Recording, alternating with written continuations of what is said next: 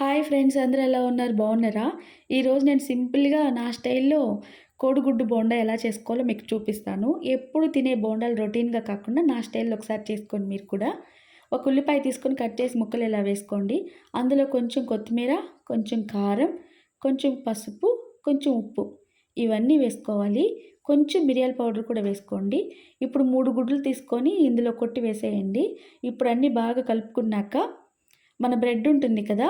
ఆ బ్రెడ్ ముక్కలకి స్లైస్ తీసేసేసి వాటిని పౌడర్‌లాగా మిక్సీలో వేసి పౌడర్ చేసుకోండి.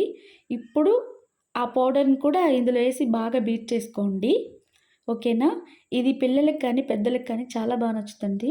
ఈవినింగ్ టైంలో మీరు ఒకసారి మీ ఫ్యామిలీ మెంబర్స్‌కి చేసి పెట్టండి. చాలా ఇష్టంగా తింటారు. మిమ్మల్ని పొగడ్తలతో ముంచేస్తారు. ఒకసారి ట్రై చేయండి. ఎందుకంటే ఇది నేను చేశాక మా వాళ్ళు కూడా అలాగే కొత్త కొత్త వంటలు చేస్తున్నావు, చాలా బావుంది, చాలా వెరైటీగా చేస్తున్నావని చాలా మెచ్చుకున్నారండి. మిమ్మల్ని కూడా అలాగే మెచ్చుకుంటారు. ఒకసారి ట్రై చేయండి. ఓకేనా? ఇప్పుడు స్టవ్ వెలిగించి కడాయి పెట్టి ఆయిల్ వేసి అందులో మనం కలుపుకున్నాం కదా! అవి చిన్న చిన్న ఉండలుగా వేసేసేయండి ఇలాగా. చూసారు కదా బోండాలు ఎలా వచ్చేసాయో. ఇది సిమ్‌లో పెట్టి చేసుకోండి. ఓకేనా? ఇందులో ఒక సాస్ వేసుకొని తింటే సూపర్‌గా ఉంటుంది. Thank you for watching.